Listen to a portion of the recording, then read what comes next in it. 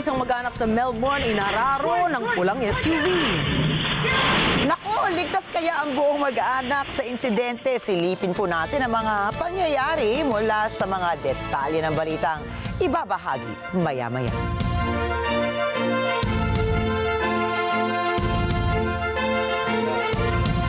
Magandang gabi. Ako po si Ricky Mathay. Ako si Nina Richie Alagaw Flores. Ito ang Mata ng Agila International. Para naman sa mga headlines ngayong araw ng Miyerkules. Jane Veloso nakabalik na sa Pilipinas.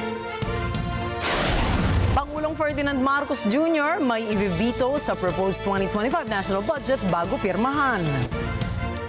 President Xi Jinping bumisita sa Macau para gunitain ang 25 taong China rule. Bilang ng mga nasawi sa Vanuatu earthquake umakyat na sa 14 katao. At ByteDance sa TikTok humirit sa US Supreme Court para maiwasan na maban sa Estados Unidos.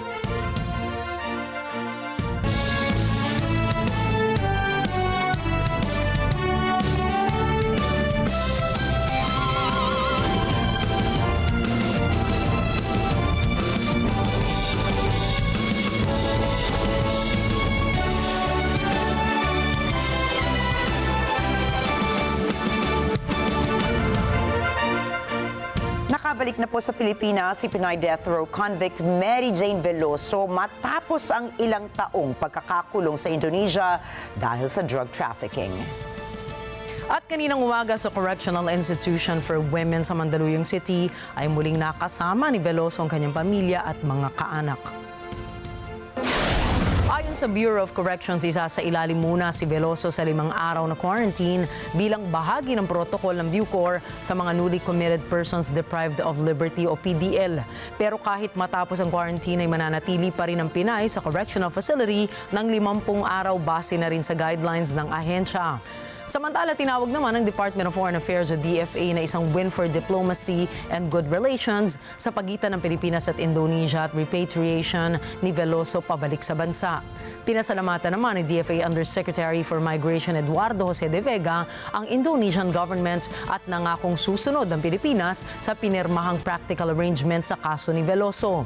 Tinukoy naman ng Justice Department na ang pagbabalik Pinas ni Veloso ay magbubukas ng daan para makapaghain ng kaso laban sa mga umanay recruiters ng Pinay.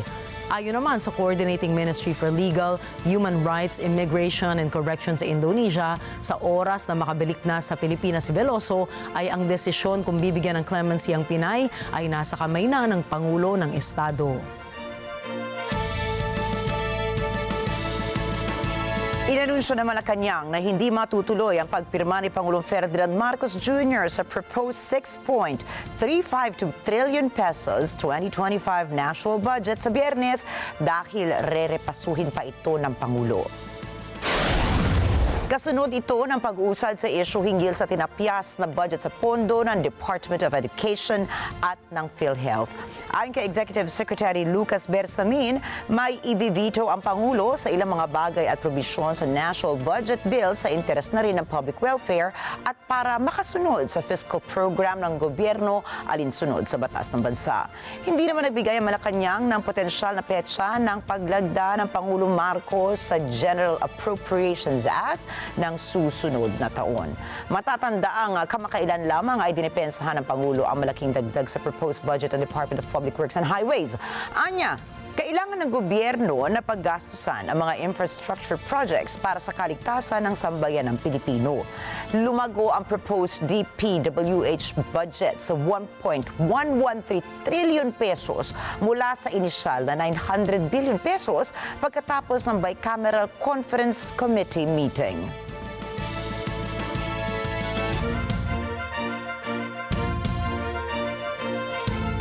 Samantala, hinigpitan ang seguridad sa Senado matapos itong makatanggap ng bomb threats sa kanilang social media account.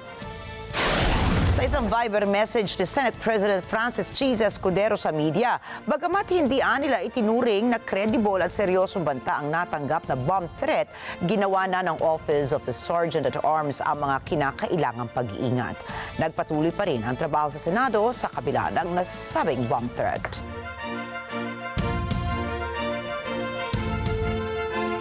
Hindi sisirit ang presyo ng mga tinapay ngayong holiday season.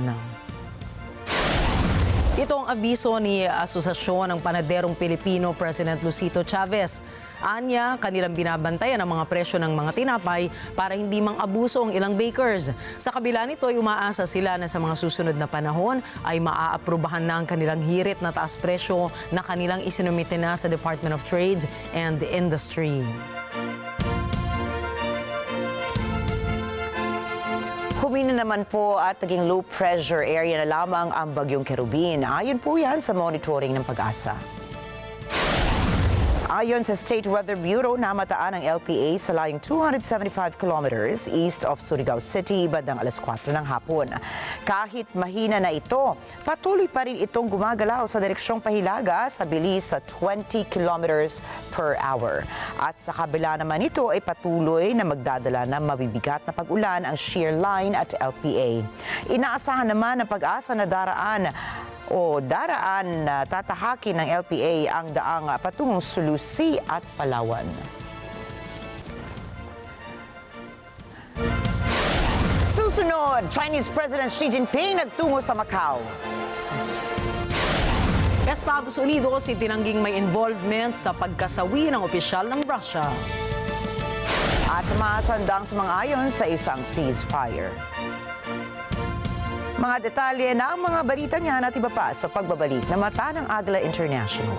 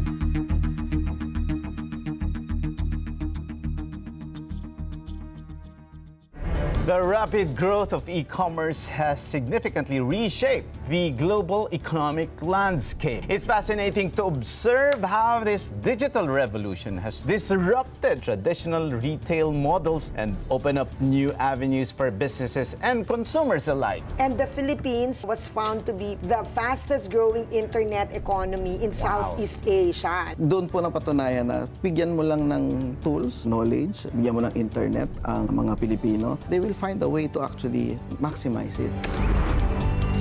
Online Business, Unopen for Business with Cesar Vallejos. Sunday, 9 p.m. Sa NET25. Milyong pasasalamat sa inyo mga ka-NET25 dahil umabot ng 1 milyon ang mga subscriber ng NET25 YouTube channel. Let's subscribe together here on NET25.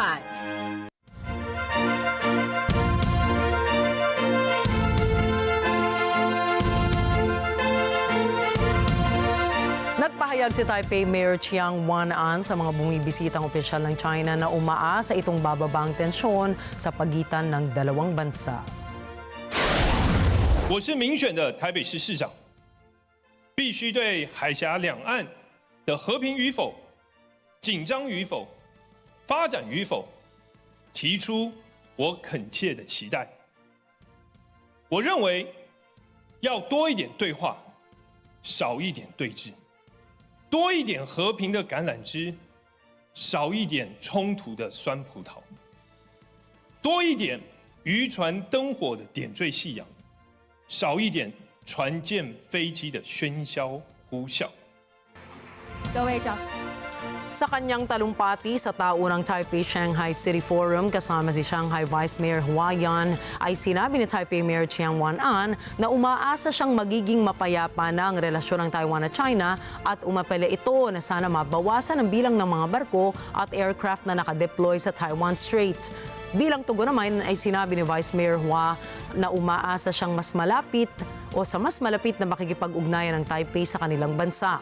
Dagdag pa nito na magsisimula na ulit ang pagpapadala ng grupo ng mga turista parating ng Taiwan upang buhayin ang ekonomiya ng naturang bansa.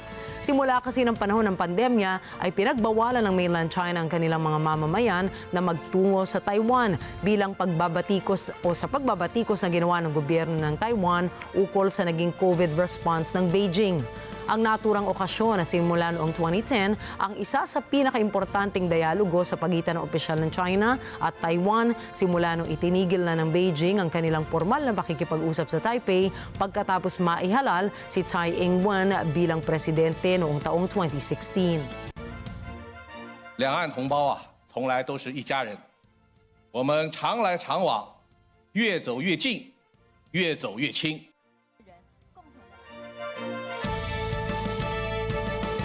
Tinitignan ng Vietnam na ipamalas ang kanilang sariling gawang armas sa International Arms Fair na gagawin sa Hanoi sa mga susunod na araw.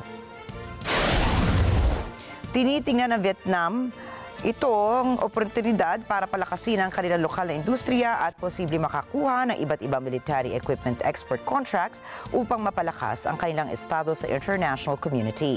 Kabilang sa 250 makikilahok sa naturang International Arms Fair ang mga top defense companies mula sa Estados Unidos, Europa, Turkey, Israel, Iran, China, Russia at Ukraine. Sa ngayon po, ang Vietnam ang isa sa pinakamalalaking importers ng armas at karamihan sa mga ini-import nito ay nanggagaling sa Russia. Sa mga nakaraang taon ay naglayo ng Vietnam na palakasin ang kanilang defense capability dahil madalas nitong makaengkwentro ang China ukol sa mga boundaries nito sa South China Sea. Dumating sa Macau si Chinese President Xi Jinping upang ipagdiwang ang ika-25 taon ng pamumuno ng Beijing sa Macau. Ang dating teritoryo ng Portugal ay napasailalim sa Beijing upang maiahon ng bansa ang lokal na ekonomiya ng teritoryo. Itinaon din ng CCP ang pagbisita ni Xi upang makadalawang presidente sa inaugurasyon ng panibagong chief executive ng Macau na naihalal noong Oktubre. Ang huling beses na bumisita si Xi sa Macau ay noong taong 2019 sa kasagsagan ng pagprotesta ng mga mamamayan ng Hong Kong laban sa pro-China na gobyerno nito. Palaging pinupuri ng Beijing ang Special Administrative Region ng Macau dahil sa kanilang katapatan at katatagan sa China. Sa ngayon ay lampas kalahati sa 700,000 na kabuoang populasyon ng Macau ay nanggaling sa mainland China. 澳门是祖国的掌上明珠，我一直惦念着这里的发展和全体居民的福祉。我相信，只要充分发挥一国两制的制度优势，敢于拼搏，勇于创新，澳门一定能够创造 更加美好的明天。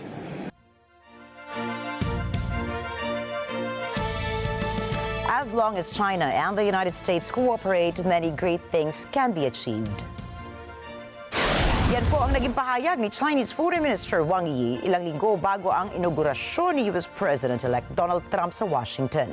Binanggit na opisyal na nagkaroon ng 2 strategic dialogue at 5 pagpupulong ang Financial Working Group ng China at ng Estados Unidos. Pinangunahan din anya ng Beijing at ng Washington ang isang cross-border drug control operation. Nagkaisa rin ang 2 bansa para sa mga hakbang ukol sa climate change at mga resolusyon ukol naman sa artificial intelligence. Subalit, muling binalaan ni Wang ang Estados Unidos sa pangingialam nito sa Taiwan. Ipagtatanggol niya ng China ang lehitimong karapatan at interes nito sa Taiwan.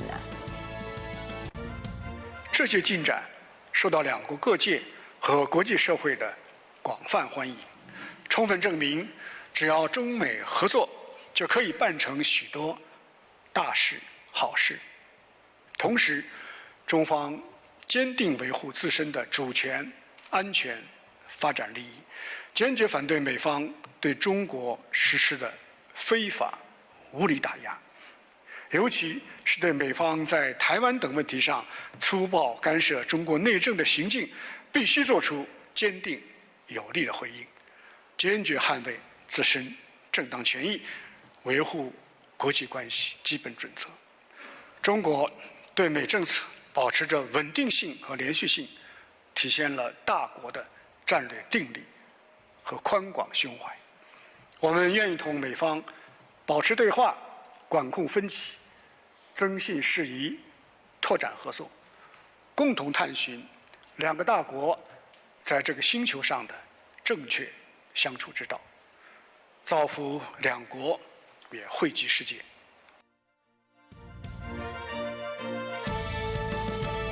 Nilinaw ng Estados Unidos na hindi ito sangkot sa pagpatay sa Russian general sa ikinasang operasyon ng Ukraine.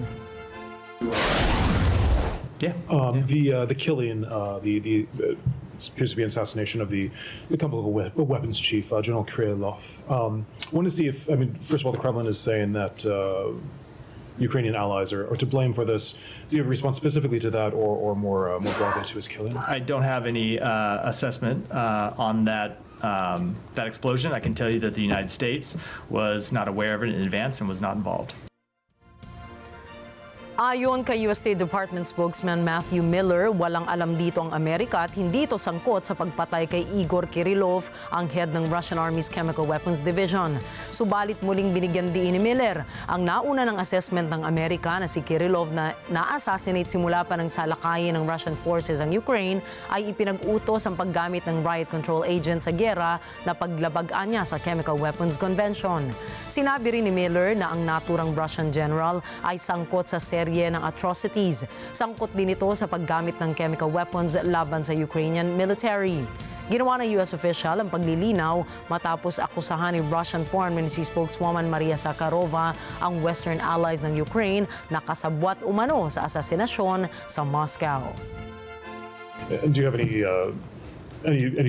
view on his killing, and was he a legitimate target, regardless whether the U.S. was involved? I don't have an assessment. It's not something that we were involved in. Obviously, he was a general who was involved in a number of atrocities. He was involved in the use of chemical weapons against Ukrainian military. It's something the United States has publicly assessed before, that the Russian military under his in a unit under his command has used riot agents in violation.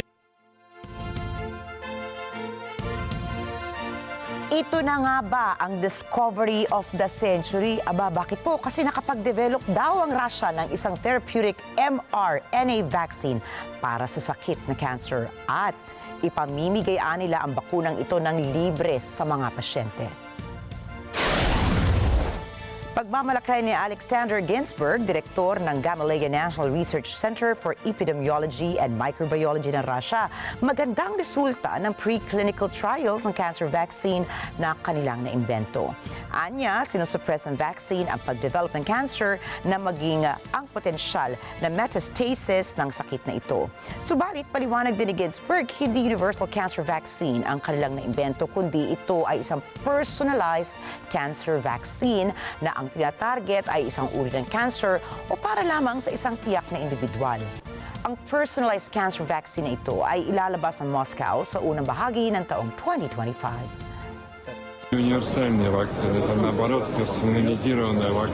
This is not a universal vaccine. On the contrary, it is a personalized vaccine, not only for each type of cancer, but also for each respective cancer patient. Yes, and it's a therapeutic vaccine. It does not protect, as against infectious diseases. It treats individually those patients who suffer from oncological diseases. This drug, this vaccine, figuratively speaking, is a little vulgar, but it directs the immune system of a patient against malignant cells due due to the fact that this vaccine carries in its composition those changes that are characteristic at the genetic level for a tumor.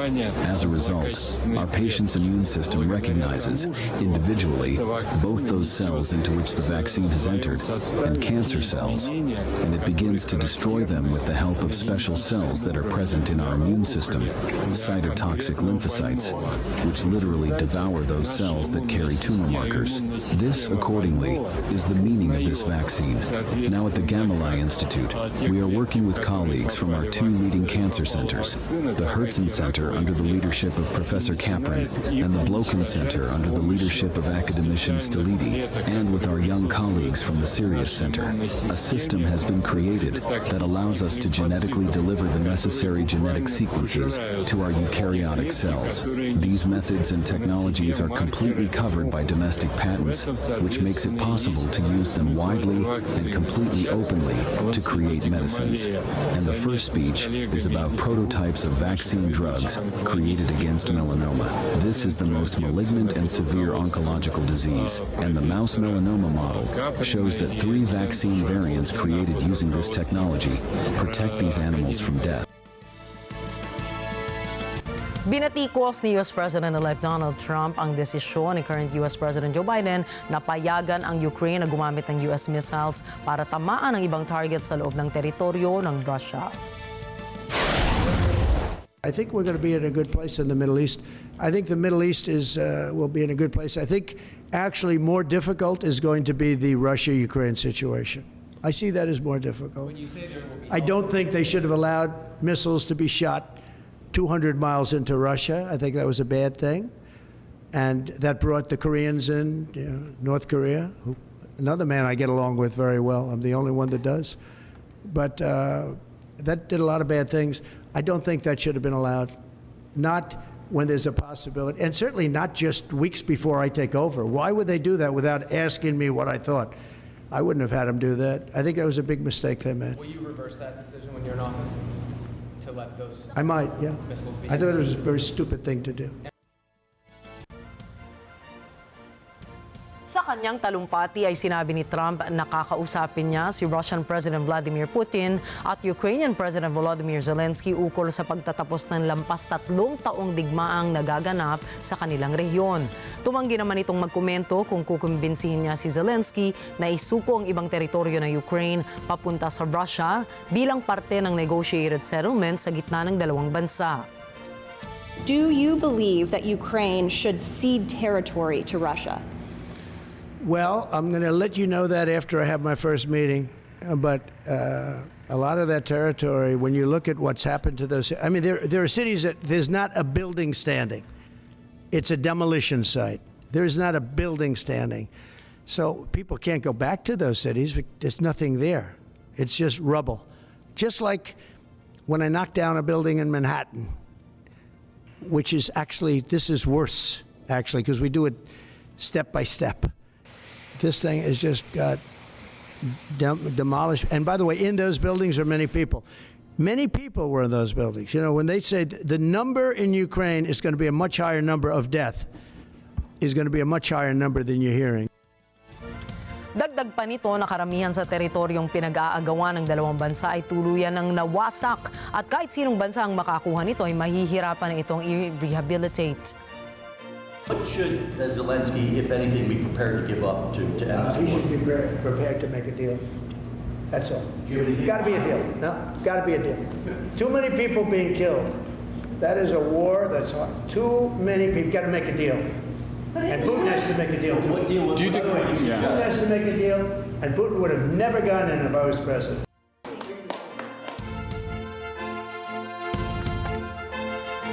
Matapos naman tumanggap ng no-confidence vote si German Chancellor Olaf Scholz, naghahanda na ngayon ang gobyerno ng Germany sa isang snap election na gaganapin sa darating na February 23. Ayon sa ilang political analysts, inaasahan ito ni Scholz at mas gusto umano niya na bumaba na ngayon sa pwesto at ipanalo na ang susunod na eleksyon. Target umano ni Scholz na ibalik ang kumpiyansa ng publiko sa kanyang Es ist das 6. Mal in der Geschichte der Bundesrepublik, dass ein Bundeskanzler den Antrag nach Artikel 68 des Grundgesetzes stellt. Zweimal wollten sich Vorgänger von mir dadurch den Rückhalt ihrer Regierungskoalition sichern. In den anderen 3 Fällen nutzten Willy Brandt, Helmut Kohl und Gerd Schröder den Artikel 68, um Neuwahlen zu ermöglichen. Die Bundestagswahl vorzuziehen, das ist auch mein Ziel. Bei dieser Wahl können dann die Bürgerinnen und Bürger den politischen Kurs unseres Landes vorgeben. Darum geht es. Die Vertrauensfrage richte ich deshalb heute an die Wählerinnen und Wähler. Samantala, kanya-kanya ang pagpresenta ng plataporma ng mga pangunahing political parties ng Germany. Matatanda ang naging malaking issue sa German Parliament ang pagtataas ng buwis at pagsuspinde ng debt break na isa sa mga naging dahilan ng no-confidence vote kay Scholz. Kaya nais naman ni Friedrich Merz, leader ng mga conservatives, na pagtuunan ng pansin ang ekonomiya ng bansa at hindi ang mga polisiya para sa mga bagong utang. Nangako naman si Green Chancellor candidate and Economy Minister Robert Habeck na aayusin ito ang infrastruktura ng Germany kagaya ng mga kalsada, tulay, rilis ng tren at mga eskwelahan. Hindi naman nalalayo ang mga proyektong inilatag ni Scholz kina Merz at Habeck dahil nais niyang palaguin din ang ekonomiya ng Germany. Ich werde die Wirtschaftspolitik in unserem Land nicht auf neue Schulden, hohe Steuern und viel Umverteilung setzen, sondern ich werde die Wirtschaftspolitik unseres Landes auf Leistungsbereitschaft und Wettbewerbsfähigkeit setzen. Wir wollen nicht den vorhandenen kleinen Kuchen besser verteilen, sondern wir wollen gemeinsam einen größeren Kuchen für alle herstellen. Deutschland muss sich noch einmal neu erfinden. Die Stabilität der deutschen Demokratie beruht auf der sozialen Marktwirtschaft. Soziale Marktwirtschaft wiederum beruht auf einer wettbewerbsfähigen Wirtschaft.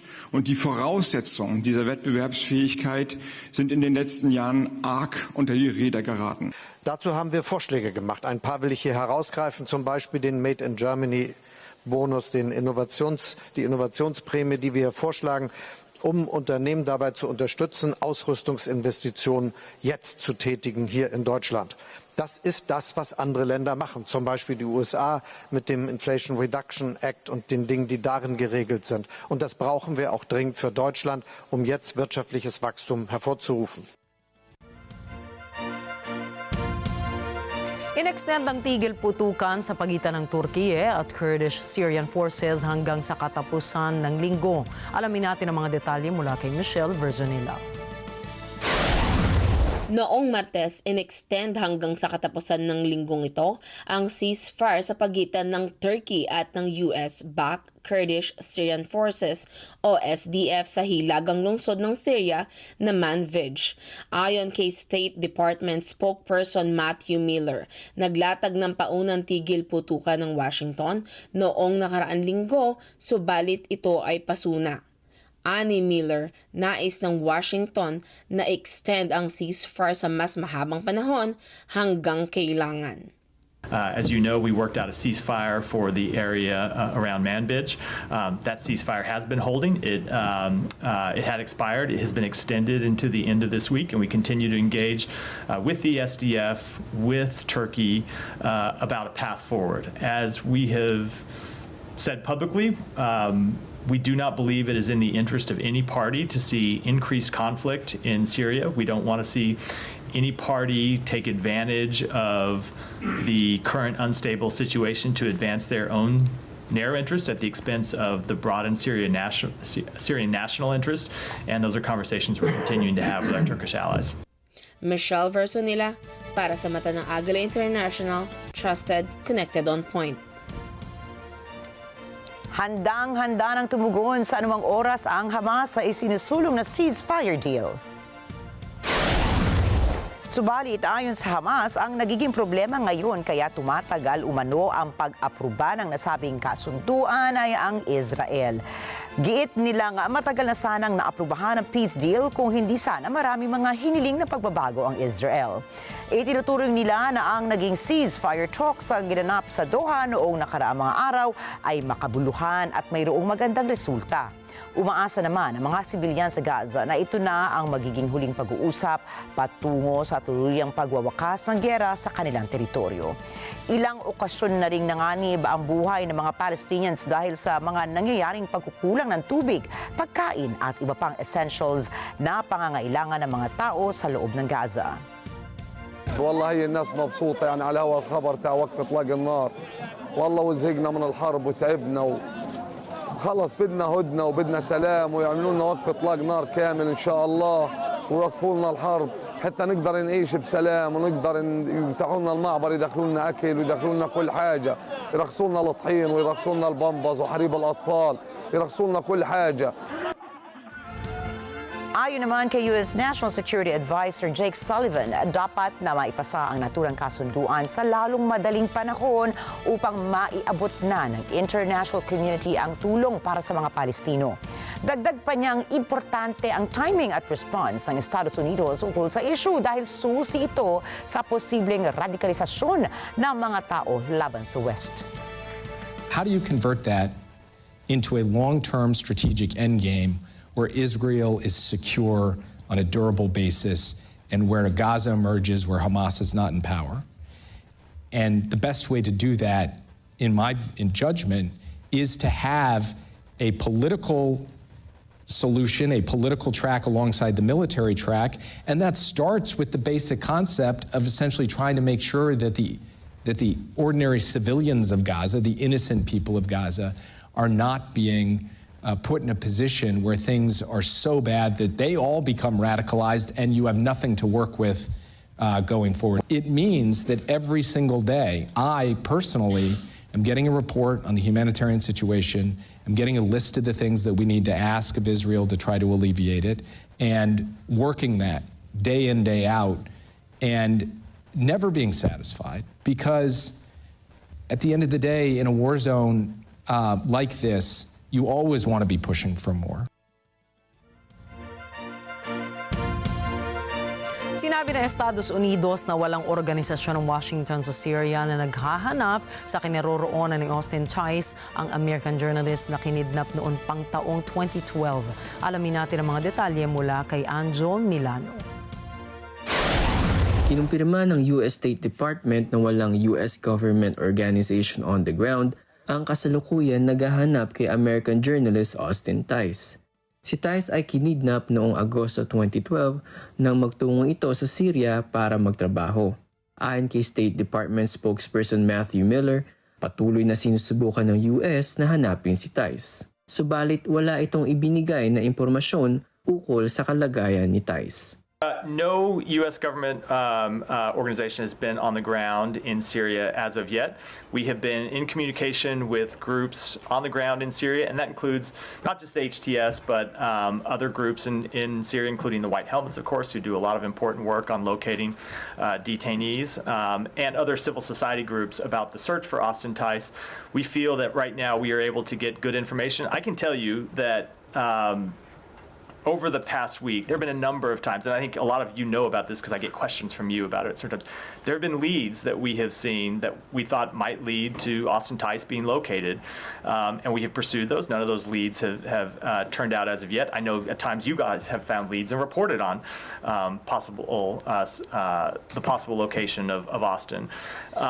So we are getting information about what's happening inside Syria, and we are able to pursue those leads now and able to run them down.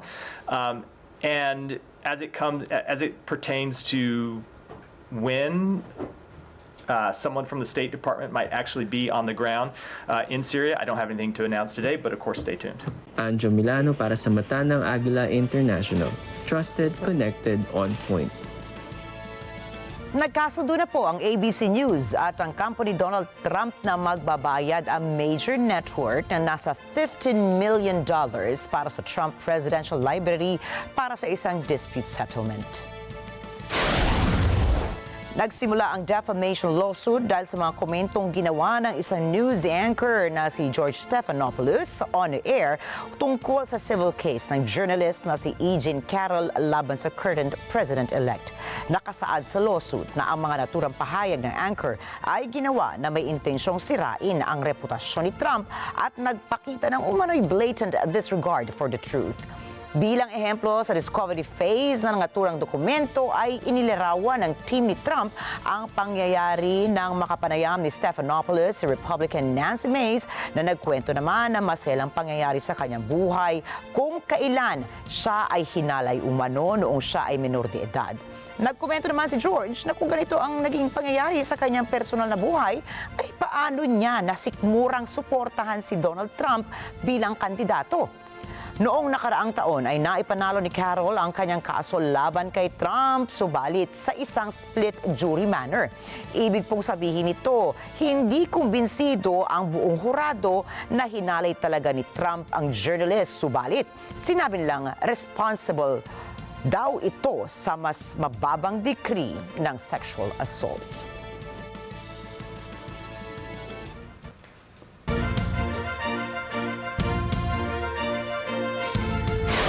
Susunod, Disney magbabayad ng malaking halaga para sa stolen wages labor lawsuit. Google inilabas ang pagtapat sa Sora AI. At bagong Superman poster inilabas na ng DC Comics. Iba pa pong mga balita sa pagbabalik ng Mata ng Agila International.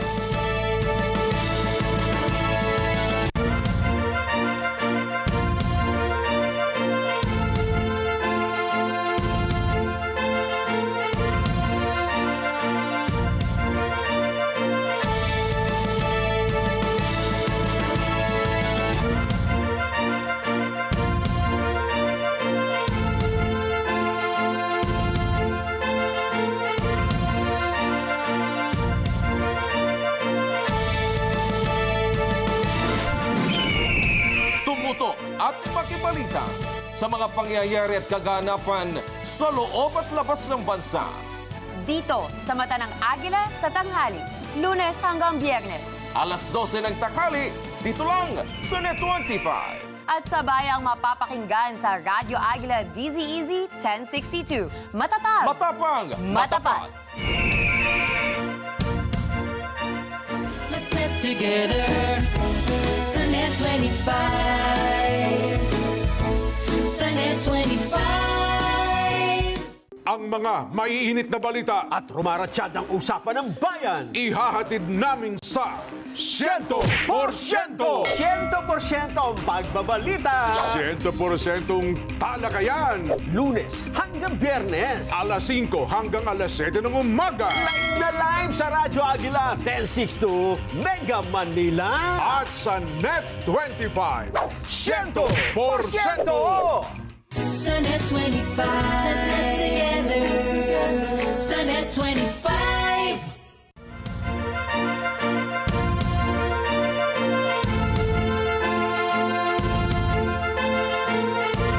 Nagbabalik po ang Mata ng Agila International at sa pagpapatuloy ng ating mga balita ngayong gabi. Nakaligtas sa bingit ng kamatayan ang isang mag-anak sa Melbourne matapos sumalpok ang isang humaharurot na pulang SUV sa kanilang sasakyan. Kita po sa video na naghahanda ang pamilya para umalis sa kanilang bahay. Mapapansin ding bago sumalpok ang pulang SUV ay nakasakay na sa kotse ang tatay at ang anak na babae nito. Ilang sandali na ay sumulpot na ang pulang kotse at binangga ang nakaparadang sasakyan. Dahil dito, tumalsik ang nanay na kinilala na si Hailey Ball Ferguson. Nagtamo ng ilang sugat ang mga bata at kaagad na dinala ito sa pagamutan para sa medikal na atensyon. Hindi naman nasaktan ang mag-asawa sa nasabing insidente. Ayon sa investigasyon ng pulisya, inatake ng sakit ang driver ng pulang SUV kaya hindi na nakontrol nito ang sasakyan. At yun na nga po, sumalpok na sa kotse ng mag-anak.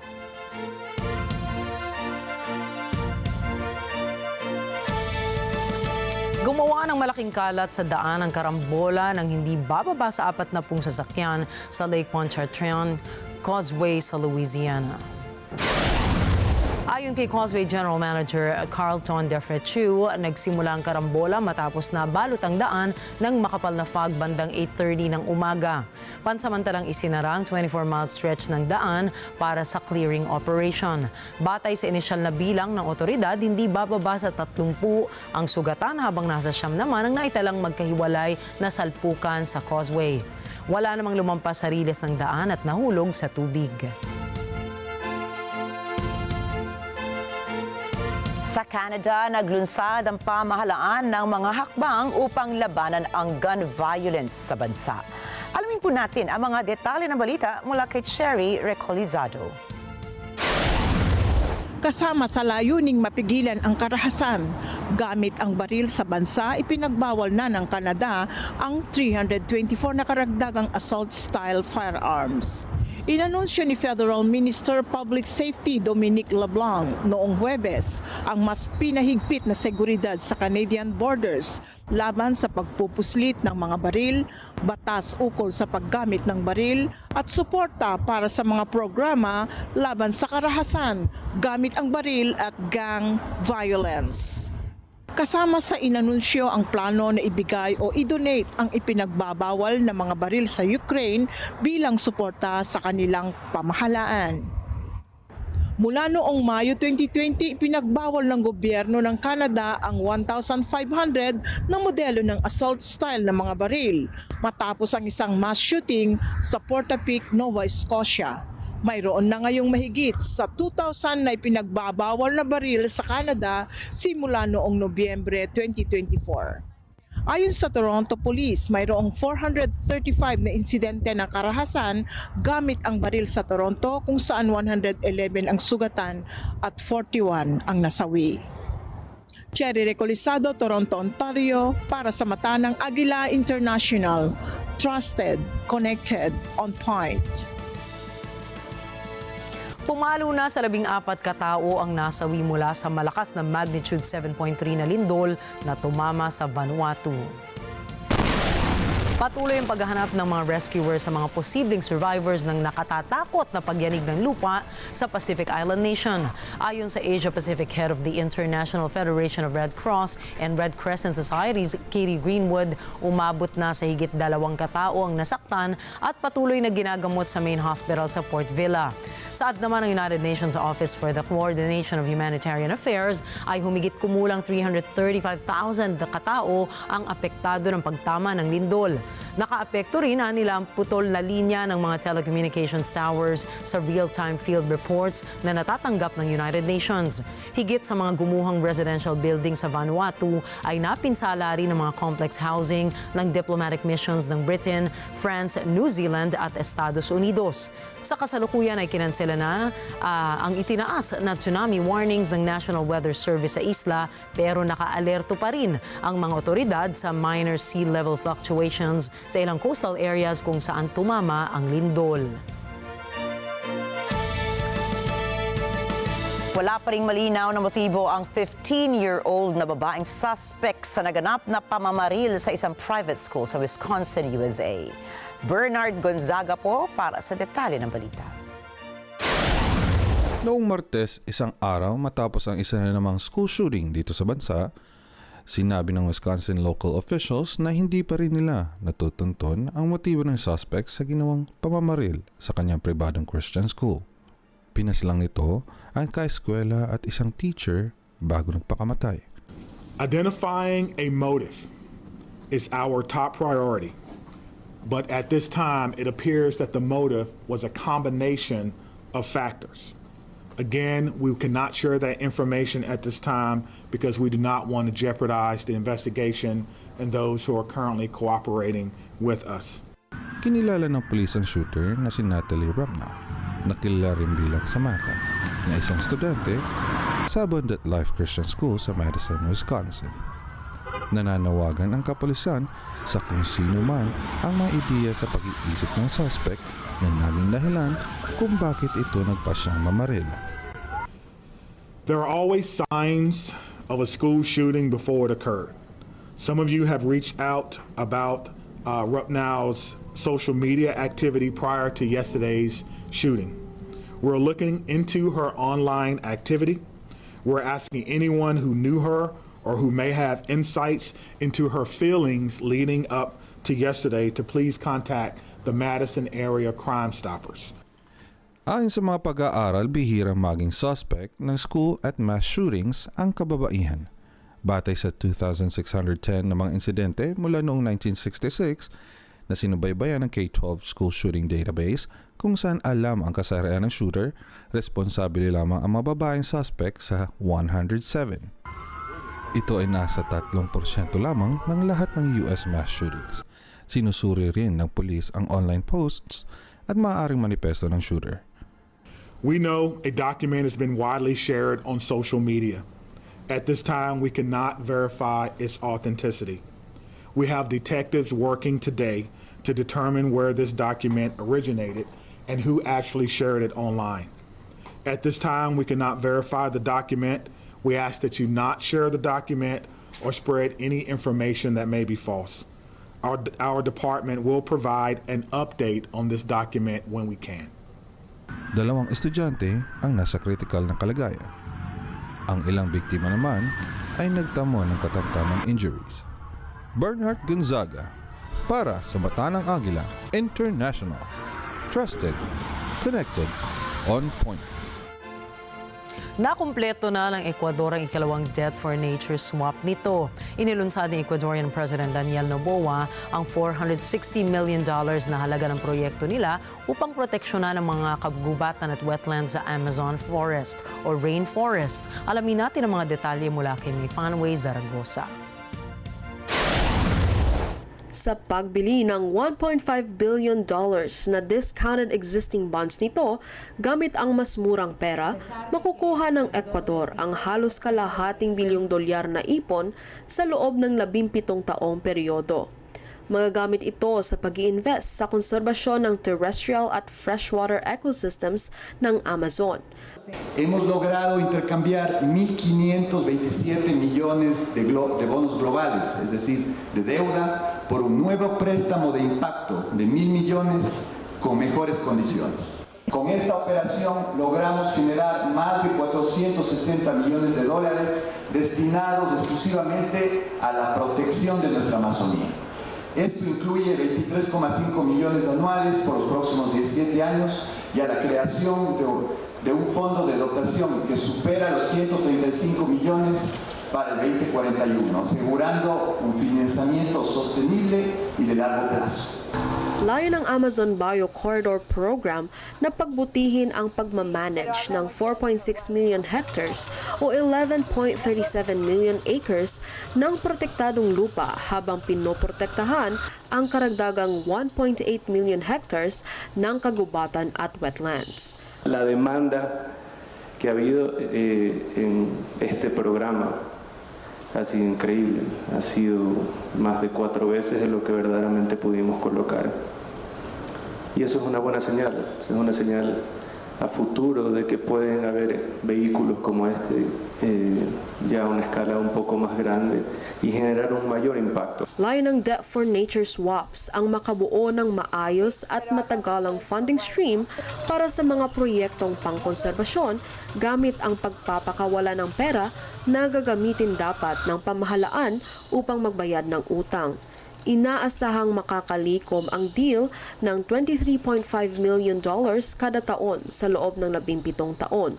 19 milyong dolyar ang diretsong mapupunta sa Amazon Bio Corridor Program at $4.5 million naman ang itatabi para sa endowment fund na kikita sa pagdaan ng panahon.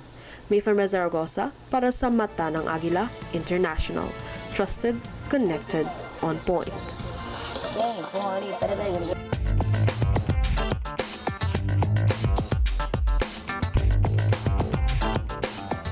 Ang tinaguriang happiest place on earth ay humaharap ngayon sa isang class action lawsuit laban sa mga workers nito.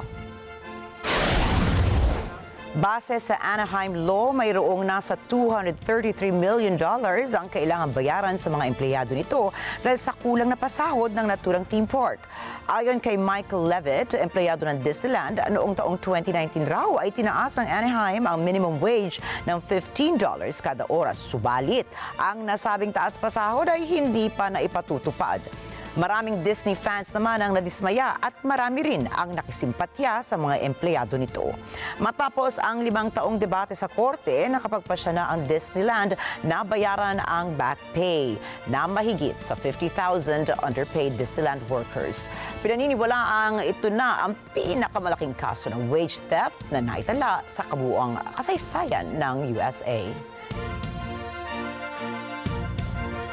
Nasa gitna ng high-level talks ngayon ang Honda at Nissan ukol sa pagpapalago na ugnayan sa pagitan ng dalawang major car companies. Sa harap ng lumalaking auto industry market ay nagpulong ang dalawang major Japanese brands ukol sa posibilidad na magsagawa ng isang merger upang tapatan ng Chinese automakers at Tesla's electric vehicle industry. Ayon sa mga eksperto, ang merger ng Honda at Nissan ay magkakahalaga ng $54 billion at posibleng makagawa ng halos 7.4 million na sasakyan kada taon. Ang naturang merger, kung sakaling matuloy, ay magre-resulta sa pangatlong pinakamalaking auto group pagdating sa produksyon at sales sa likod lamang ng Toyota at Volkswagen. Noong Marso, nagtatag na ang dalawang kumpanya ng isang strategic partnership ukol sa electric vehicle development, ngunit ang patuloy na problemang pinansyal ng Nissan ay nagiging malubha para sa kinabukasan ng kumpanya. Kamakailan lang ay inanunsyo ng Nissan ang kanilang $2.6 billion cost-saving program na nagtanggal ng halos 9,000 trabahador at binawasan ng halos 20% ang kanilang global production capacity.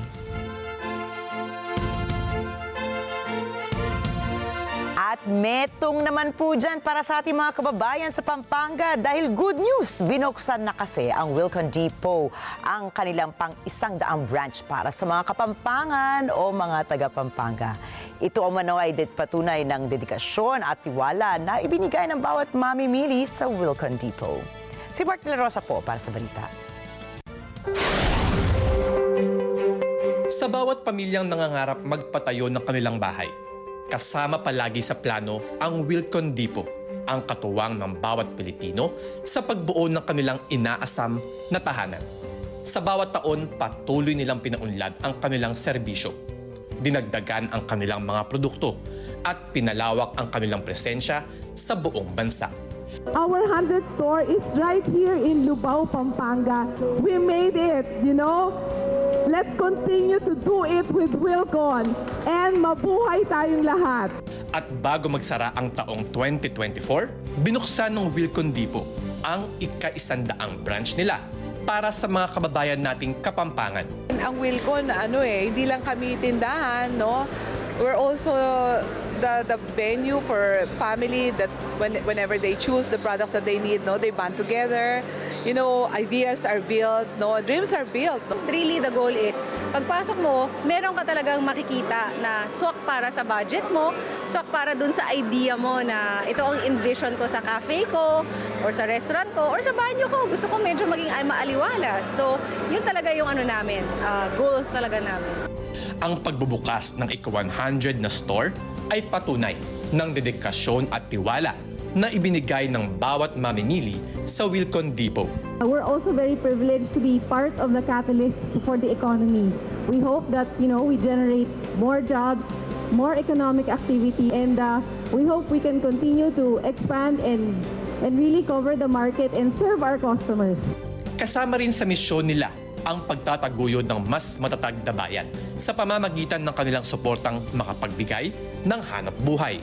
At sa loob ng mahigit 4 na dekada, sa ika-100 store na ito, walang duda, nakabuo ang Wilcon Depot ng isang matibay na pundasyon para sa maaasahang serbisyo, dekalidad na produkto para sa bawat pamilyang Pilipino.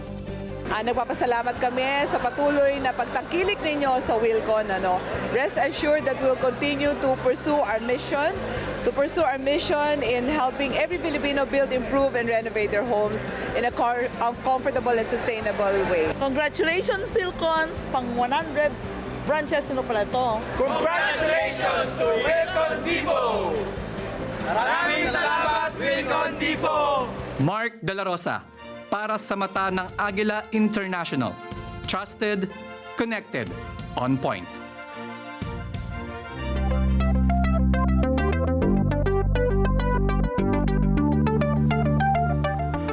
Sa uling pagkakataon ay lumapit ang ByteDance at TikTok sa US Supreme Court para umapela na kung maaari ay pansamantala munang ibinbi ng batas na magbabawal sa short video app sa Estados Unidos.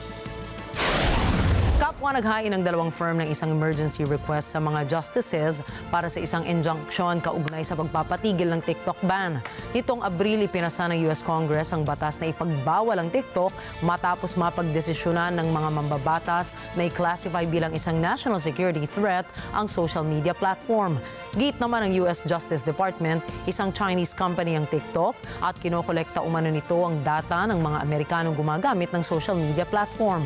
Nitong December 6 ay ibinasura ng US Court of Appeals for the District of Columbia Circuit in Washington ang apela ng TikTok na lumalabag daw sa free speech protection ang nasabing ban sa ilalim ng First Amendment ng US Constitution.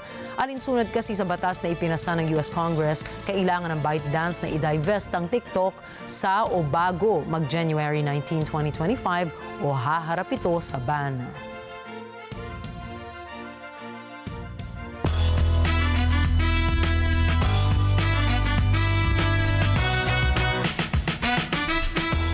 Naglabas si James Gunn ng bagong official poster ng Superman sa X, ang dati pong Twitter.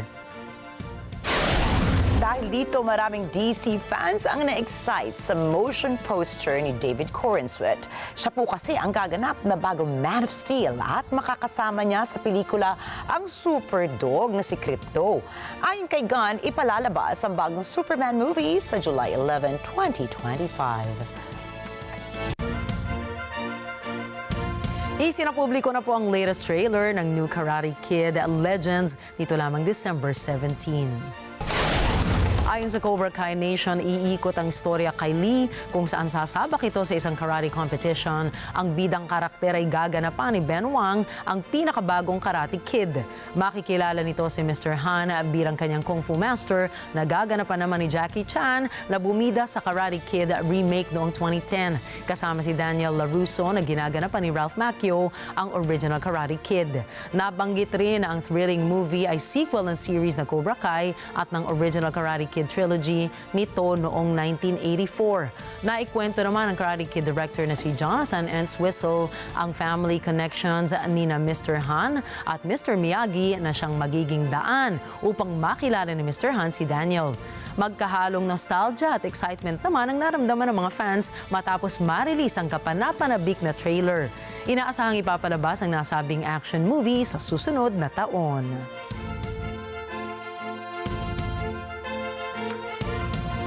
Excited Ikaw ako ba? dyan, Nina. Oo nga, nasabaybayan mo ba lahat yan? Hindi, actually. I was gonna say nga, when it first came out in 1984, gustong-gusto ko siya. Hindi ko na napanood yung revival sa kanya nitong kamakailan lang, ano. Pero nung nalaman ko sa balita mo na si Ralph Macchio, nandiyan din pala. Naalala mo yan, crush natin yan nung araw. Akala ko pala may Sorry, hindi ka nag-iisa, Ricky. Diba? Kompleto ako niyan. Pati yung The Next Karate Kid na si Hilary Swank. Siyempre, pinanood ko din yan. Lahat talaga sinubaybayan mo. Siyempre, girl power kaya yun. Oo. Lahat, pati yung kay Jaden Smith, di ba? Nakakatuwa naman kasi talaga. Tsaka very wholesome siya, di ba? Pampamilya. Yes, Kaya nakakatuwang subaybayan. Pero talaga, ang tumatak sa puso at isipan ko ay yung original. Kala ko ay si Ralph Macchio. Dahil nga rin kay Ralph Macchio. Di ba? Eh, talaga naman. Si Direk, tignan mo, agree eh. Oh, di ba? Pati si Direk nagbablush ngayon, no? In fact, sa Cobra Kai, ang cute pa din niya, ha? I would say he's aged really well over the years. Sabi nga nila, hindi daw siya tumatanda. Yun pa, diba? So, tignan nga natin. Tayo lang naman din. Abangan natin yan. Papanoorin ka dahil kay Ralph Macchio. Kaya tama rin yung ating balita. Talaga maraming fans ang naging sentimental. Oo, no? Kasama na tayong dalawa dyan. Tatlo, actually. Ayan, si Direk, excited na. Pero mas excited siya dahil sa ngayon po ay magpapaalam na kami. Subalit tandaan, mula Lunes hanggang Biyernes, narito kami ni Nina para maghatid ng balita saan mang dako ng mundo. Muli ako po si Ricky Matay. Ako si Nina Richie, Alagaw Flores. Ito po ang Mata ng Agila International. Para naman po sa iba pang mga balitang nangyari rin sa iba't ibang panig ng mundo, punta po tayo kay Alma Angeles para sa Mata ng Agila World News. Take it away, Alma.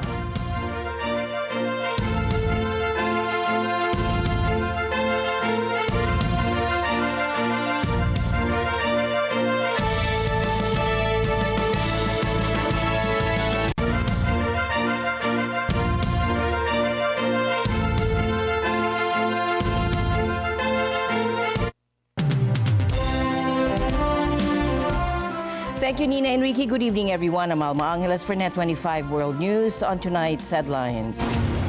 Luigi Mangione, the defendant, is charged with 1 count of murder in the first degree. Tonight, new charges for the man accused of killing a UnitedHealth executive on a Manhattan street. The alleged CEO killer now faces counts of murder as an act of terrorism. This was a frightening, well-planned, targeted murder that was intended to cause shock and attention and intimidation. Plus, the strong message from New York City law enforcement.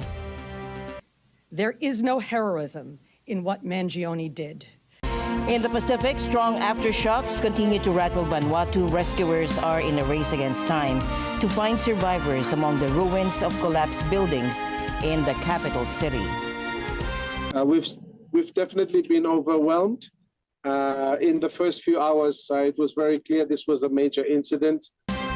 And an emotional homecoming. A Filipina who was previously sentenced to death for drug trafficking in Indonesia has returned home after years of negotiations and a last-minute reprieve from execution in 2015. She arrived in the Philippines early this Wednesday morning. And the news starts now.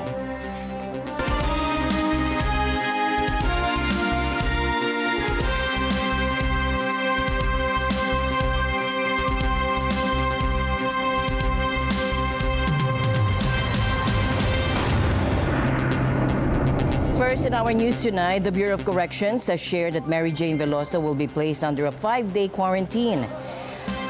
And an emotional homecoming. A Filipina who was previously sentenced to death for drug trafficking in Indonesia has returned home after years of negotiations and a last-minute reprieve from execution in 2015. Speaking to reporters in Jakarta before her departure, the 39-year-old mother of 2 said she's ready for a fresh start in her home country. Saya ingin berterima kasih pertama kepada yang terhormat Bapak Presiden Prabowo Subianto. Tuas senior kepada Presiden kita Bapak Prabowo. Aku tidak bisa ngomong banyak lagi. Pokoknya saya bahagia banget. Dan selama saya di Indonesia, semua baik. Petugasnya baik, sesama WPP-nya baik, seluruhnya baik. Mereka mengusahakan supaya saya bisa pulang. Jadi yang sedih juga. Tapi aku harus pulang karena saya punya keluarga di sana yang menunggu, anak-anak saya menunggu. Dan saya mau merayakan Natal di sana bersama keluarga. We will abide with the practical arrangement that we signed 2 weeks ago, or what was it, last week, with our Deputy Minister for Justice. We will comply. Philippines is known to be championing the rule of law. So to the people of Indonesia, you are true friends of the Philippines. Veloso was arrested in Yogyakarta in 2010 after authorities found 2.6 kilograms of heroin hidden in a suitcase. She maintained she was an unwitting drug mule, but her conviction led to a death sentence. Her return comes just days after the repatriation of the last 5 members of the Bali 9 drug ring to Australia. Veloso landed in Manila under tight security and was immediately taken to a women's prison facility.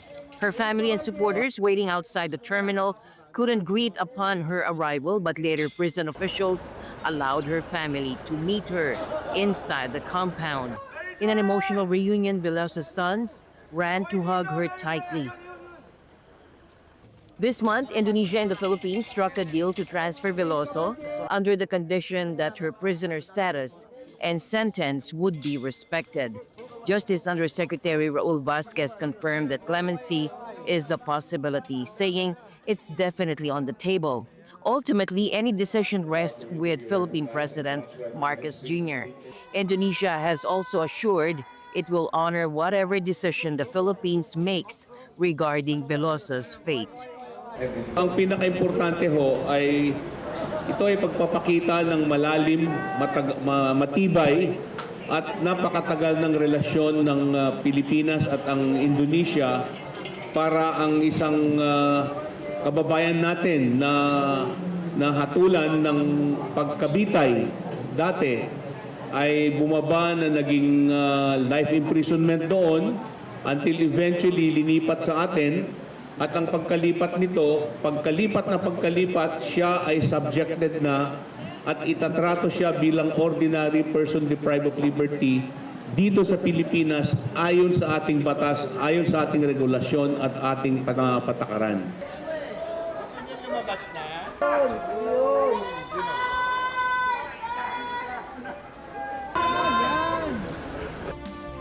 Tropical Depression Caribbean is expected to weaken into a remnant low within 24 hours, but it still brings risk of flooding and lahar flows near Canlaon volcano. Pinapaalala nga natin, pinakamalapit itong remnant low sa Canlaon, Mount Canlaon by Friday, Saturday. So kailangan doble ingat sa mga nakatira sa mga area na yon, sa mga banta ng mga malalakas na ulan at pwedeng mag-cause rin nga ito ng lahar. Pagasa weather specialist Veronica Torres says the system is expected to pass near Mount Canlaon by Friday, prompting a warning for residents in the area to take extra precautions.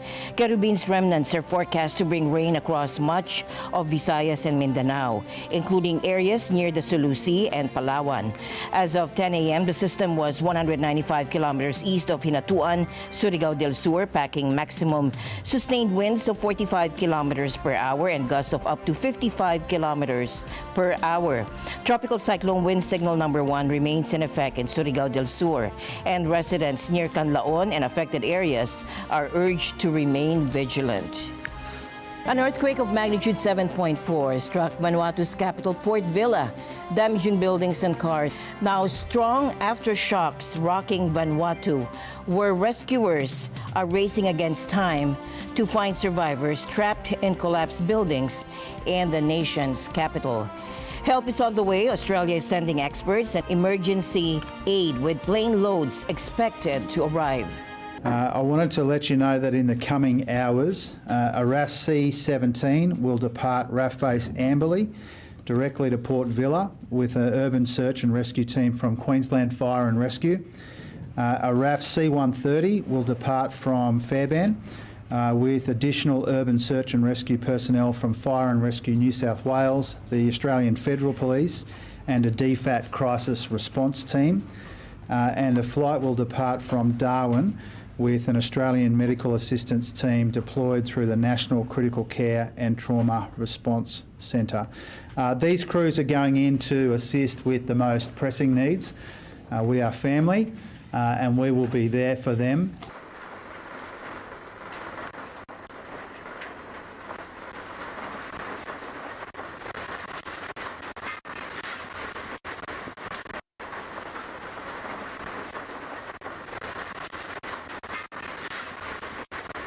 Several aftershocks have rocked the region, with one reaching a magnitude of 6.1. The country's caretaker Prime Minister Charlotte Salway announced a state of emergency and a 7-day curfew in the worst affected areas. The international community has responded with assistance. The U.S. Agency for International Development is sending a team, and Australia is deploying a 64-person disaster response team to help with search and rescue operations. France also sent a military helicopter with satellite communications and engineers to aid in the response.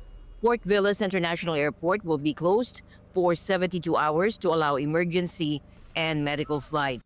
The UN estimates that around 116,000 people, about a third of the country's population, have been affected by the earthquake. So, yesterday it was a big earthquake, and that was really violent and scary. And so, in terms of building, they are buildings that have been completely damaged. a building particularly that used to accommodate the French, the New Zealand, the British, and the US embassies have partially collapsed and is completely unusable. Another building in town also completely collapsed, and there are people that have been killed during the collapse, and there are still people who have been said blocked inside. So it will rise. So I don't know. What score it will reach, if I can say, but that's definitively is not finished. In the wake of the earthquake, the country's health system is struggling to cope with the casualties, and hospitals are overwhelmed. More than 200 people have been injured, with triage tents set up outside Port Villas Hospital to manage the surge of patients. There are 14 confirmed dead. That number is expected to climb, and we have over 200 casualties that have gone through the Avila Central Hospital and the Vanuatu Mobile Force Barracks Hospital so far. We've definitely been overwhelmed.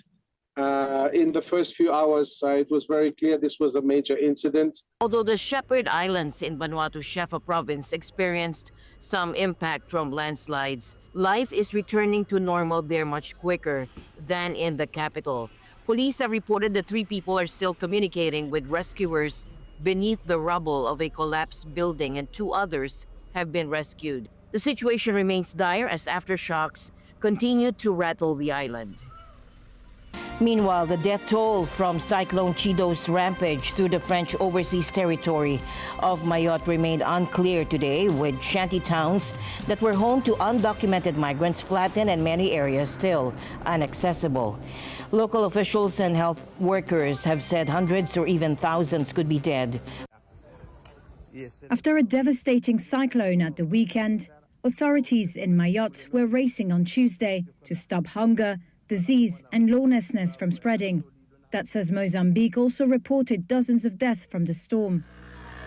In Mayotte, many parts of the islands remain inaccessible, and some victims have been buried before their death could be officially counted.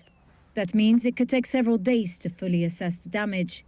Hundreds or even thousands are feared dead, according to French authorities. On Tuesday, 20 metric tons of food and water were due to arrive by air and sea. The French government said it expects 50% of water supplies to be restored within 48 hours and 95% within the week. A curfew will also go into effect from Tuesday night between 10 p.m. and 4 a.m. local time, France's Interior Ministry said. In Mozambique, drone footage showed raised thatched roof houses near the beach. That's in Cabo Delgado province, an area already experiencing a humanitarian crisis due to a militant insurgency. Mozambican officials say dozens have died. Deaths have also been reported in Malawi. Mayotte, which is significantly poorer than the rest of France, has been grappling with gang violence and social unrest for decades. Many residents are angry at illegal immigration and inflation. The disaster is now sparking a political debate about how France handles its overseas territories. French President Emmanuel Macron is due to visit the islands in the coming days. South Korea's Foreign Minister Cho Tae-yul announced plans to prepare for U.S. President-elect Donald Trump's potential reopening of nuclear talks with North Korea, acknowledging that Seoul's recent political turmoil has strained ties with Trump's team. At a joint press conference, Cho and Finance Minister Choi Sang-mok sought to reassure allies and stabilize markets following President Yoon Suk-yeol's December 3 martial law attempt, which triggered the nation's biggest political crisis in decades. 우리 정부는 굳건한 한미 동맹을 바탕으로 빈틈없는 안보 태세를 확립하고 있습니다. 한반도 정세를 안정적으로 관리해 나가면서 북한이 도발을 감행할 경우에는 단호하게 대응할 수 있도록 만반의 대비 태세를 유지할 것입니다. 북핵 문제에 대해서도 미국이 신행정부 출범 이전에 우리 대응 구상과 로드맵을 마련하여 북미 협상 가능성에 선제적으로 대비해 나가겠습니다. Cho revealed that Seoul had built strong communication channels with Trump's campaign, but admitted the martial law controversy disrupted progress. He highlighted Trump's appointment of his former intelligence chief as a North Korean envoy, interpreting it as a signal of Trump's intent to prioritize the nuclear issue. Meanwhile, uncertainty looms as Yoon faces impeachment, leaving him unable to engage Trump ahead of his January 20 inauguration. U.S. officials, including Jake Sullivan, criticized Yoon's martial law decision, likening it to the January 6 Capitol attack. Finance Minister assured that South Korea would deploy all resources to manage economic volatility amidst the crisis. 그러나 대내 불확실성에 따른 시장 변동과 경제 심리 위축 가능성이 여전한 만큼 정부는 경계를 늦추지 않고 민관의 모든 역량을 결집하여 경제를 최대 안정적으로 관리해 나갈 것입니다. Meanwhile, North Korean leader Kim Jong-un paid tribute to his father Kim Jong-il and grandfather Kim Il-sung on Tuesday, visiting the Kumsusan Palace of the Sun on the 13th anniversary of Kim Jong-il's death. Accompanied by senior party and government officials, including Premier Tim Hok-hun and Choi Rong-ye, Kim laid a floral basket in his name before the statues of his father and grandfather and bowed in respect. Meanwhile, North Korea has kept a low profile regarding South Korea's political turmoil, especially following President Yoon Suk-yeol's brief attempt at martial law earlier this month. State media has reported on the situation, including Yoon's impeachment and protests, but has offered little commentary. Canadian Prime Minister Justin Trudeau is addressing internal turmoil within his ruling Liberal Party after the unexpected resignation of Finance Minister Chrystia Freeland. Speaking at the Liberals' National Caucus Party on Tuesday, Trudeau likened the situation to family holiday squabbles. It's hard not to feel happy when we're like this, among Liberals, among family, because that's what we really are, a big family. Now, like most families, sometimes we have fights around the holidays. But of course, like most families, we find our way through it.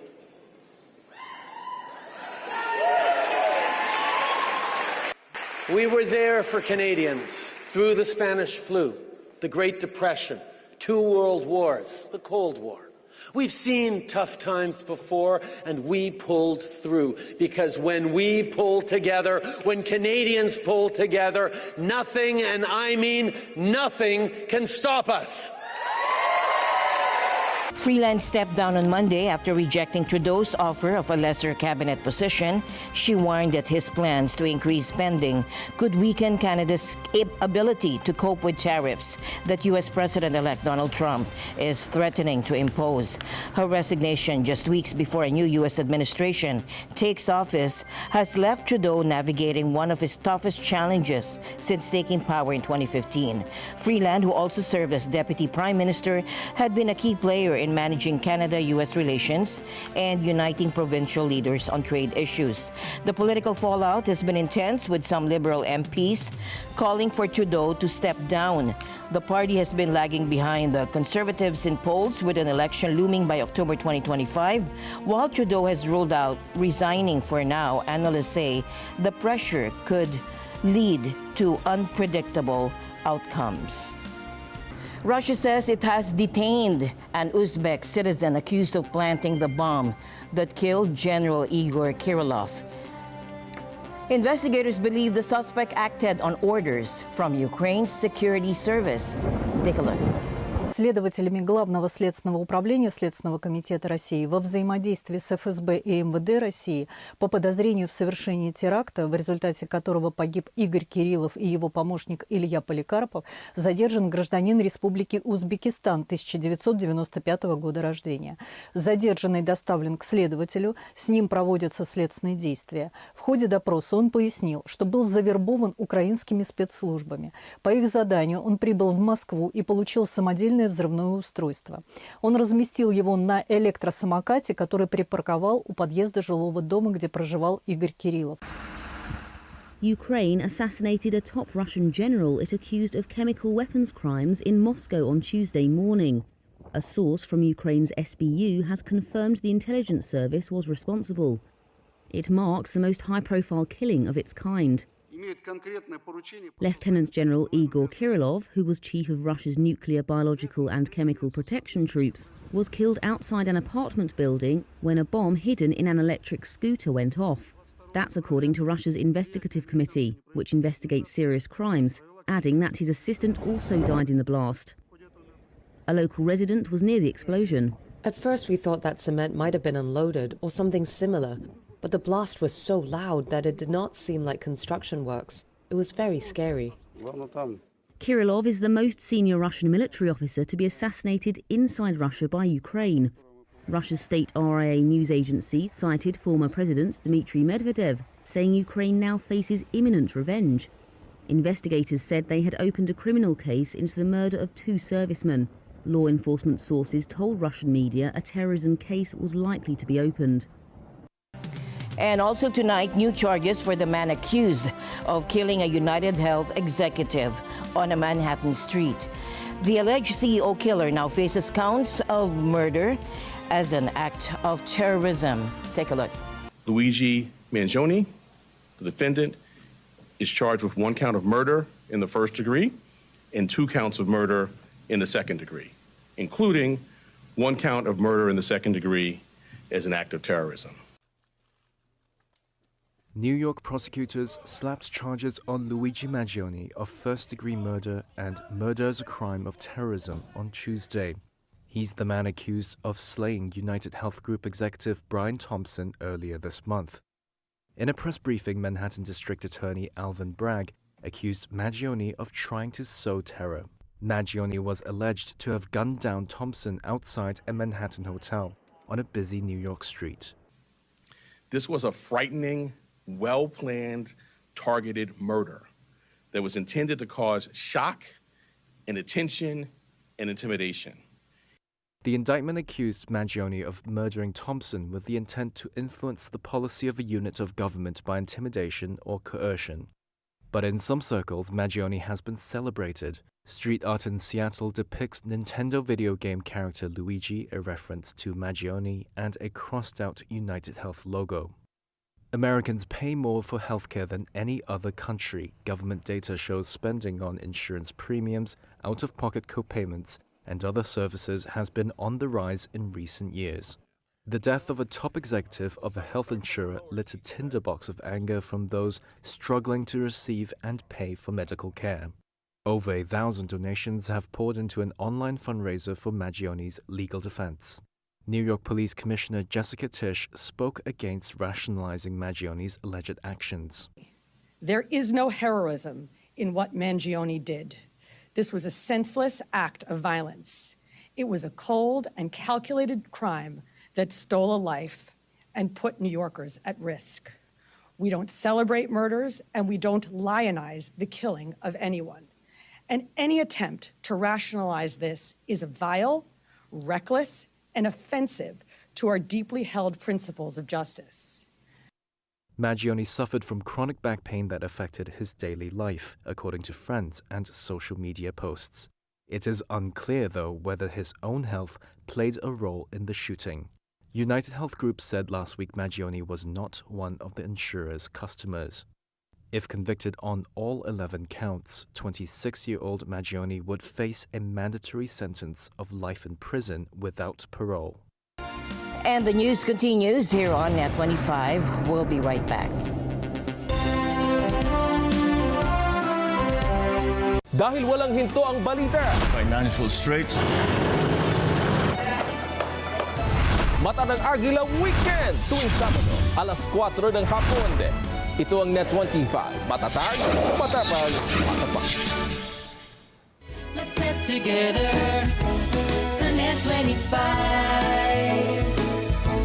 Sa NET25. And on tonight's ASEAN News, we uncover a fascinating chapter in Filipino history that goes beyond the familial colonial narrative. A new book, The Roots, is shining a spotlight on the deep cultural ties between the Philippines and the Nusantara region, maritime Southeast Asia, and it's sparking meaningful conversations about identity and shared heritage. Take a look.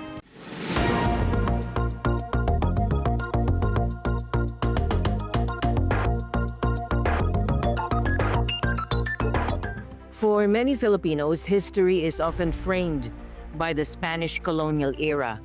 But the roots takes us further back, exploring our connection to the Malay world of Nusantara, an expansive network of cultures and communities across maritime Southeast Asia.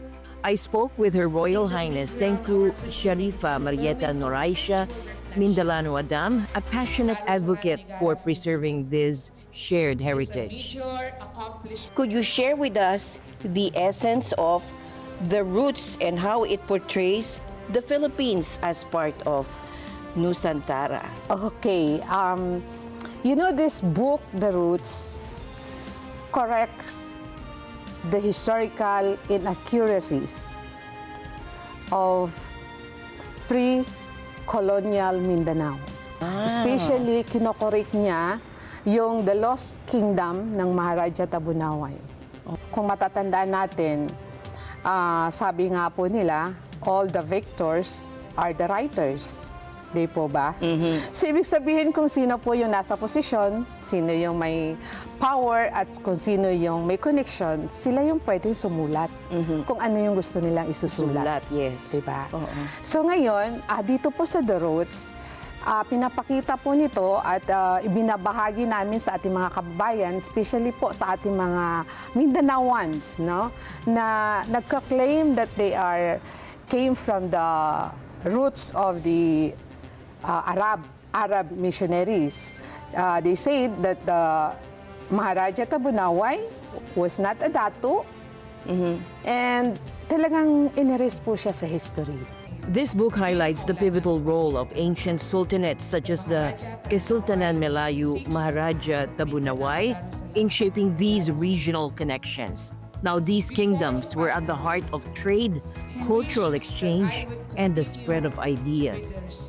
What inspired you to delve into the historical and cultural connections between the Philippines and the larger Nusantara region? And also, as a descendant of the royal lineage and a cultural advocate, how do you personally relate to this historical narrative presented in your book? Okay, unang-una po, for centuries, the descendants of Maharaja Tabunaway have suffered from humiliation, suffered from rejection, and lived under the shadow of those pseudo-historians na nagmamarunong, na kumbaga pa sila yung may alam, sila yung may kakayahan para isulat kung ano yung gusto nilang isulat. At hindi po nila nakalimutan, hindi nila naisip at nakalimutan nila na yung mga missionaries na dumating dito sa atin before, centuries pa, ay meron silang record. So yung ating mga historians, especially po sa Mindanao, na kung saan may mga foreigners na pumunta doon, maybe I can mention one, Najib Salibe, Dr. Najib Salibe, na nagkaroon siya ng connection sa mga dato at mga tao sa Mindanao at pinakinggan yung mga narratives nila, yung mga oral narratives nila na wala namang basis. Sa likod ng mga kasaysayan o sa mga kasinungalingan na ibinabahagi po ng ating mga kababayan, especially po yung mga claiming royals with masasabi nating questionable ancestry. Di po ba? This book also offers a fresh perspective that complements and sometimes challenges mainstream Philippine historical narratives. It showcases the enduring cultural links that connect the Philippines to its Southeast Asian neighbors. Malaysia. Malaysia also? Yes, in Malaysia. Okay. Oo, kasi kung ano po yung connection natin, no? We are talking about Malay world and Nusantara. Di po ba? So ano yung connection ng Pilipinas sa Nusantara or the Malay world? Kasi po, unang-una, yung ating mga ninuno na dumating dito centuries pa, no? Kasi meron tayo Srivijayan Empire. Meron tayong Majapahit Empire. Di po ba? So, saan nanggaling itong mga empire na ito? Sila po yung unang-unang nag-roll dito sa Mindanao, especially the Majapahit. Kaya po kami sa Kisultanan Melayu, Maharaja Tapunaway, Johor Mindanao, Darussalam, we are maintaining the title of Maharani and Maharaja. It's because we came from Majapahit Empire. So kailangan natin ipagmalaki kung saan tayo nanggaling. Kailangan natin ipagmalaki at ipagyabang sa buong mundo that we came from one race, which is Malay. Understanding these ties isn't just about history, it's about fostering collaboration and unity across ASEAN or Southeast Asia. What lessons can we draw from this shared history to foster greater unity and collaboration in Southeast Asia? Ayan na, ASEAN na tayo. ASEAN na tayo. ASEAN na. Alam mo ma'am, napaka-importante at napakaganda po ng tanong ninyo kasi ang pinaka-importante po natin is doon tayo sa katotohanan. Huwag ho tayo sa kasinungalingan. Importante po talaga yon. Yun ang pinaka-lesson po natin dito mga kababayan ko. Lalo na po yung ating mga kabangsa malayo dyan na nanonood ngayon sa atin, nakikinig sa atin. Wala pong maiiwan. Wala po akong iniwan dito sa The Roots. Kaya kailangan po natin itong tangkilikin. Kung sino man po yung ating mga descendants dyan, especially the Maharaja Tapunaway, Descendants Council of the Philippines, Raja Mamalu, Raja Putuan, Raja Sirungan, lahat po kayo dapat kumuha nito nang sa ganun. Alam nyo kung sino kayo. Unang-una po gusto kong batiin yung Raja nito, Buayan, no? Kidatuan Buayan, Raja Sirungan, of course, Raja nito Putuan, Raja Mamalu, descendants na kung saan sila po ay nanonood ngayon. And of course, our core leaders in Di Raja Manila na kung saan kasama ko sila ngayon, si Laksamana, Di Raja, and sa lahat po ng ating mga traditional leaders, ako po ay nagpupugay po sa inyong lahat at maraming salamat po sa naniniwala po sa amin at inaanyayahan ko po kayo. Lahat po tayo ay magkakapatid, magkakapamilya, magkakarelatives. The Roots challenges us to look beyond conventional narratives, encouraging a deeper appreciation of our shared past and inspiring unity across ASEAN. And that's it for tonight's broadcast. For everyone here on NET25, I'm Alma Angeles. Thank you for joining us. Good night.